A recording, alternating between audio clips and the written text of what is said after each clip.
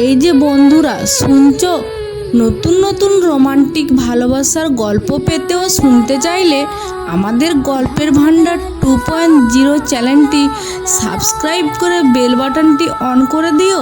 Like comment করতে মোটেই ভুলবে না কিন্তু। ধন্যবাদ সবাইকে। সুপ্রিয় ভিউয়ার, আসসালামু আলাইকুম। আবারও হাজির হলাম আপনাদের সামনে দুষ্টু মিষ্টি একটি প্রেমের গল্প নিয়ে।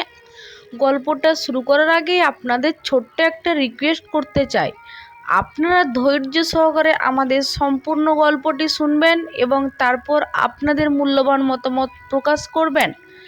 আপনাদের ছোট্ট একটি কমেন্ট আমাদের চলার পথের অনুপ্রেরণা। তো ভিউয়ার্স, চলুন কথা না বাড়িয়ে গল্পটা শুরু করা যাক।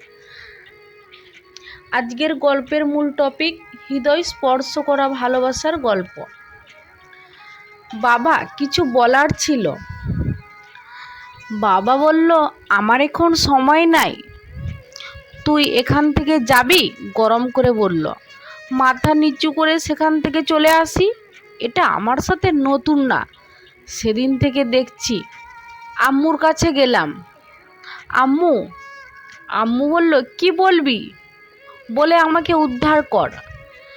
আম্মু, আমার খুব প্রচণ্ড মাথা ব্যথা করছে, তোর এসব ফালতু নাটক দেখার সময় আমার কাছে নাই। নাদিয়াকে স্কুলের জন্য রেডি করতে হবে। আম্মু, আমি ওকে আজ দিয়ে আসি। আমরা তোকে কোনো কিছু করতে বলেছি? মুখ পোড়া, যেভাবে আছিস সেভাবে থাক। আম্মু, কি তোমাদের ছেলে না, সেজন্য তো এখনো খাইতে পারছিস।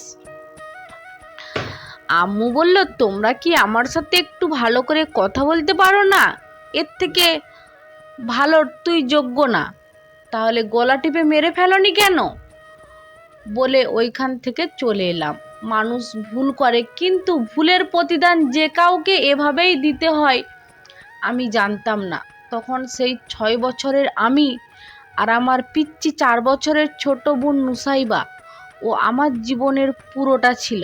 আমার বেড়ে ওঠার সঙ্গী ছিল, আমার আর মা বাবার চোখের মণি ছিল। দিনের 4 ভাগের 3 ভাগ আমার কাছে থাকতো।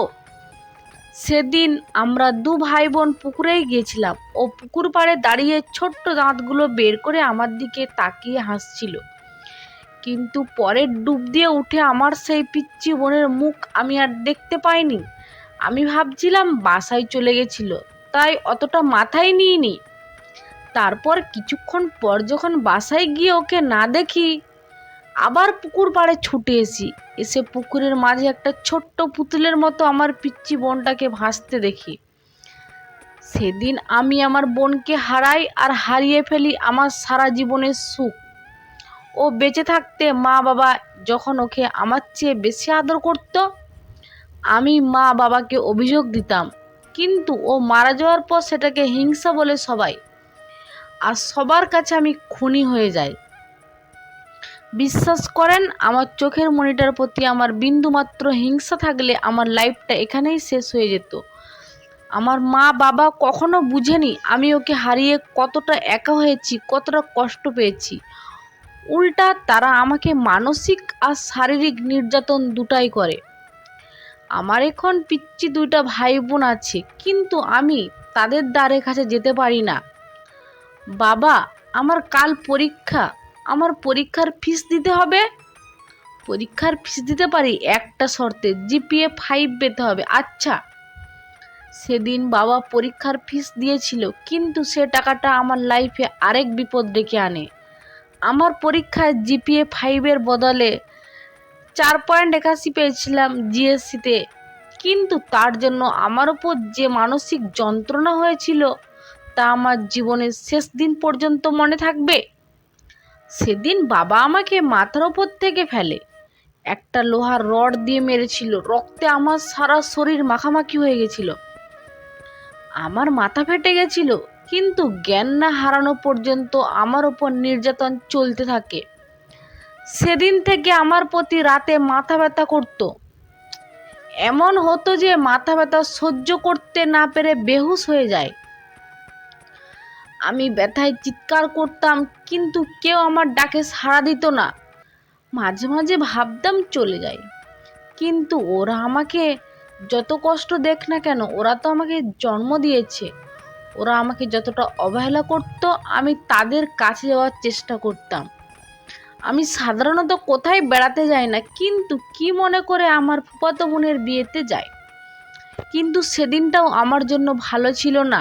আমার একটা সমবয়সী ফুফাতো বোন ছিল, যার দুর্বলতা আমার প্রতি ছিল। সেদিন থেকে আমাকে সেখানে প্রপোজ করে বসে, কিন্তু আমি কোনো মতেই রাজি হয়নি। আমি চুপ করে একটি রুমে বসেছিলাম, কিন্তু সে সময় মেয়েটা রুমে ঢুকে দরজা বন্ধ করে দেয় আর চিৎকার শুরু করে দেয়। আমার মা বাবা ছুটে আসে, কিন্তু তারা আমার কাছে একবারের জন্য জানতে চায়নি আমার কোনো দোষ আছে কি না। সেদিন থেকে সবাই আমার সাথে কথা বলা বন্ধ করে দেয়। আমার ঠিকানা হয় আমার সেই অন্ধকার রুম, রাতের অন্ধকারে বাড়ির ছাদ। আমি প্রতি রাতে ছাদে যেতাম, তখন আকাশে একটা তারাকে টার্গেট করতাম আর ওটাকে নুসাইবা বলে ডাকতাম। হাই আপি, কেমন আছিস? এই বুড়ি হাসছিস কেন? কথা বলবি না তোর ভাইয়ের সাথে? তুইও কি আমাকে অন্যদের মতো তোর খুনি ভাবিস? আচ্ছা আপু, তোর মনে পড়ে না তুই ভাত খেয়ে এসে তোর মুখের ময়লাগুলো আমার শার্টে মুছে দিতিস? তোর মনে পড়ে না তোর হাতের মুঠোয় আমার একটা আঙ্গুল থাকতো? আপু বিশ্বাস কর, আমি তোকে একটু হিংসা করতাম না, কিন্তু এখন করি, কারণ মা বাবা তোর জন্য সারাক্ষণ কাঁদে আর আমার জন্য একটু ভাবে না। আচ্ছা আপু, যদি তোর মতো তোর কাছে চলে যায়, আম্মু আব্বু কি আমার জন্য একটুও কাঁদবে না? তাদের দু চোখে এক ফোঁটা জলের কারণ আমি হতে পারবো নাকি? তারা কি আমাকে জড়িয়ে ধরে একটু কাঁদবে না, বলবে না কেন চলে গেলি? আকাশের ওই তারাটাও হয়তো আমাকে দেখে কাঁদছে আর বলছে কাদবের ভাই খুব কাঁদবে। ওই ঘটনার পর আব্বু আর মুখের দিকে তাকায়নি, আর আমার কারো সাথে কথা বলা অফ। আকাশের দিকে তাকিয়ে যেন এই কথাগুলো ভাবছিলাম আর চোখের জল ফেলছিলাম। তখন একটা ছোট্ট হাত আমার মুখের জল মুছে দিল। আমার আরেক পিচ্ছি বোন নাদিয়া, পিচ্চিটা দেখতে একদম নুসাইবার মতো। কি রে, তুই এত রাতে এখানে? আম্মু দেখেনি? না রে, আম্মু ঘুমাচ্ছে। তুই ঘুমাসনি কেন? তোর কান্নার আওয়াজ শুনে ঘুম আসছিল। না ভাইয়া, তুই প্লিজ আর কাঁদিস না, আমার কষ্ট লাগে। আচ্ছা আর কাঁদবো না, তুই চলে যা, আম্মু দেখলে আমাকে বকবে রে। না আমি যাব না, জানিস আমার খুব ইচ্ছা করে তোর কাছে আসতে, তোর সাথে কাঁদতে, তোর চোখের জল মুছে দিতে, কিন্তু আম্মু আসতে দেয় না। ও যখন এই কথাগুলো বলছিল তখন আম্মু আসলো। আমার একটা মেয়ে খেয়ে তোর শান্তি নেই, আবার ওকে? আমি কোনো উত্তর দিতে পারি না, আমার চোখে শুধু পানি আসে। আমি বুঝি না আমার চোখে এত পানি কেন। আমার ইচ্ছা করে আমার কলিজাটা ছিঁড়ে দেখতে, কত সহ্য করতে পারে একটা মানুষ। আমি তো মানুষ। কিছু কিছু সময় মনে হতো আমি মানুষ না, আমাকে পশুর থেকেও খারাপ ব্যবহার করতো।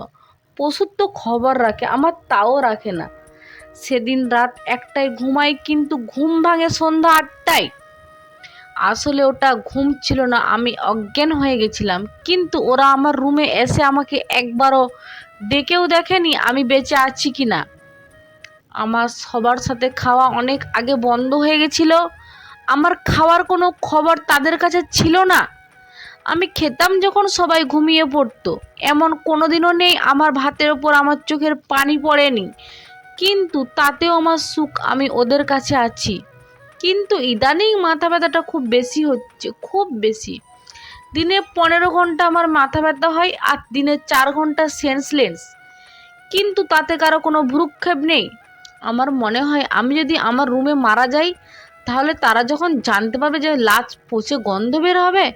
আজ মাথা ব্যথাটা খুব বেশি লাগছে, সব কিছু কেন জানি অন্ধকার লাগছে। হাতের কাছে ডায়েরিটা পৃষ্ঠার কাছে টেনে নিলাম আর লিখতে শুরু করলাম। বাবা মা, বিশ্বাস করো, নুসাইবার মৃত্যুতে আমার কোনো হাত ছিল না। ওটা একটা আকস্মিক ঘটনা ছিল। তোমরা ওকে যতটা না ভালোবাসতে, আমি তার থেকে বেশি ভালোবাসতাম। ও তো আমার চোখের মণি ছিল। বলো আমি কি করে ওকে? আর হ্যাঁ বাবা, ওই মেয়েটাকে আমি কিছু করিনি। তোমরা কেন বুঝো না? তোমরা তো জানো আমি কারোর সাথে কথা বলি না, তাহলে আমি কেন এমন একটা খারাপ কাজ করতে পারি? তোমরা আমাকে মারতে আমার কোনো কষ্ট ছিল না, কিন্তু যখন থেকে আমার সাথে কথা বলা অফ করে দিলে তখন থেকে খুব কষ্ট হয়। আমার মনে হয় আমি চিৎকার করে বলি আমি কিছু করিনি, কিন্তু বলতে পারি না। জানি আমার কথা কেউ বিশ্বাস করবে না। আমার না খুব ইচ্ছা করতো তোমাদের সাথে এক টেবিলে বসে খাই, আমার ভাই বোনের সাথে কথা বলি, খাইয়ে দিই, কিন্তু ওরা তোমাদের ভয়ে আমার সাথে কথা বলতো না। আম্মু যখন নাদিয়াকে খাইয়ে দিত আমার খুব ইচ্ছা হতো আমিও আম্মুর হাতে খাবো, আমিও তোমাদের ছেলে। তাহলে আমি যত দোষ করি তোমরা আমাকে এত অবহেলা করো কেন? আমি আজ কিছু না করে আজ একটা বড় অপরাধী। আব্বু, তোমরা যখন আমার বোনের খুনি বলো না তখন মরে যেতে ইচ্ছে করে। সেই দিন আমাকে কেন জেলে দিলে না? তাও তো আজ আমাকে এত অবহেলা সহ্য করতে হতো না। জানো আব্বু, আমি আর কাঁদলে চোখ দিয়ে পানি পড়ে না, মনে হয় আমার চোখের পানি শেষ হয়ে গেছে। আমাকে তো তোমাদের ছেলের মতো ভালোবাসতে পারো না। সেই দিন যদি আমি খুন হয় তাহলে আজকেও তোমরা খুন, হয়তো আমার থেকেও বড় খুন। আমার জন্য কি তোমাদের চোখে একটুও পানি আসে না? আমার খুব দেখার ইচ্ছে হয় আমার জন্য তোমাদের চোখে পানি আসছে। আমার জন্য আমি যদি এবার চোখে পানি না আসে তাহলে পৃথিবীর মা বাবার তাদের সন্তানের প্রতি ভালোবাসা মিথ্যা হয়ে যাবে। আমার না অনেক কষ্ট হচ্ছে, মাথাটা অনেক ব্যথা করছে। আমার কি ভাগ্য আজকে আমি মারতে বসেছি, কিন্তু তোমরা কেউ নেই আমার পাশে। আমার না তোমাদের সাথে কথা বলতে ইচ্ছে করছে, তোমাদের দেখতে মন চাচ্ছে, কি করব? আমি এতটাই অসহায় যে শেষবারের মতো তোমাদের সাথে কথা বলতে পারছি না। আর মনে হয় থাকবো না এই নিষ্ঠুর পৃথিবীতে। আব্বু আম্মু, আমার শেষবারের মতো একটা কথা রাখবে, আমার কবরটা আমার ছোট বোনের পাশে দিও। এই পৃথিবীতে আমার কেউ আপন ছিল না, কিন্তু যদি পরকালে আমার ছোট বোনটাকে আমার কাছে পাই, আর যদি আমি কোনো ভুল করে থাকি তাহলে মাফ করে দিও। ইতি তোমাদের অবহেলার ছেলে। আর হ্যাঁ, আমার কবরের পাশে গিয়ে একটু কেঁদো। হঠাৎ করে হাতের কলমটা ছুঁয়ে গেল আর একটা ফোঁটা পানি চিঠিটার উপর পড়ল, সাথে একটা নিষ্পাপ মুখ। সবাইকে ছেড়ে না ফেরার দেশে আজ পাড়ি জমিয়েছি, সে আর কখনো ফিরে আসবে না এই নিষ্ঠুর পৃথিবীতে। তো ভিউয়ার্স, গল্পটি আপনাদের কাছে কেমন লাগলো অবশ্যই কমেন্ট করে জানাবেন। তো আজকের ভিডিওটা এই পর্যন্তই শেষ করলাম।